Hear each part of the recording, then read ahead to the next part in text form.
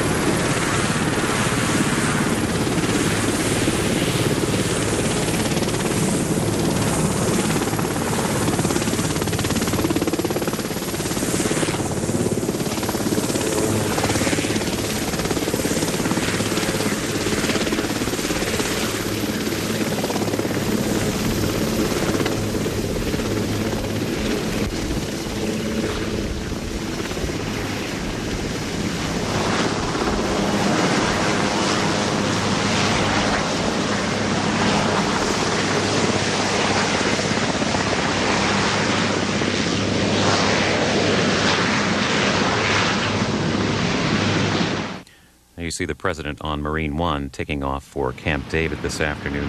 We will recap the events of the day, including this morning's NATO briefing and the remarks you just heard from President Clinton this evening at 6 Eastern, 3 Pacific. To drive ethnic Albanians out of Kosovo, 2 trains arrived today at the Macedonian border, packed with 10,000 refugees. At least 2 elderly people had died in the crush. CBS's Mark Phillips in the Balkans has more on the war and the victims. The desperate and the dispossessed herded onto trains in Pristina, visual confirmation of the wholesale ethnic cleansing of Kosovo's capital. The Serbs say these people were fleeing the NATO bombardment, but these refugees, who by their dress and conduct seemed clearly Albanian, were locked into the rail cars, not told where they were going, and ultimately taken to and expelled at the Macedonian border. For the past few days, increasingly desperate messages have been coming out of Pristina by phone and email. They spoke of entire neighborhoods being evacuated at gunpoint by Serb paramilitaries. They spoke of waiting in fear for the knock at the door. Today, the knock came. The messages stopped. NATO's response has been to step up the bombing, destroying a major road bridge in the middle of the industrial city of Novi Sad. NATO says transportation links are legitimate military targets, but also admits bombs are a blunt instrument to combat genocide. We've always said from the outset that air power alone cannot stop paramilitary murder on the ground, and that's what's going on down there. In their internal newscasts, even the English ones, the Serbs have been pushing their own version of events. Criminals of the NATO alliance have already... Showing a meeting today between Slobodan Milosevic and the apparently uncomfortable Kosovo-Albanian leader Ibrahim Rugova, who's been held under Serb police guard. But in the outside world, staged meetings will not likely be remembered as much as these images that seem to come from another dark time of misery and despair by the Pristina tracks. Mark Phillips, CBS News, Zagreb. Up next on CBS, more hard news, including when is a blue moon not a blue moon? 2.5 years. Today, he said the president should, in effect, do nothing. I do not believe that this very sad incident should influence our policy towards the prosecution of this conflict. Americans are not patient when their countrymen are taken prisoner. That is hard on presidents, and some resist the pressure better than others. John Cochran, ABC News, Washington. Closer look at a complication. When we come back, some of the days out. That has 4, and the next such season comes February 19th, 2000.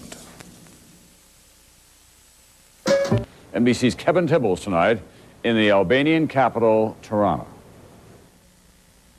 These people don't care about money. With the fear and fatigue of their dangerous trek from Kosovo, food matters most right now.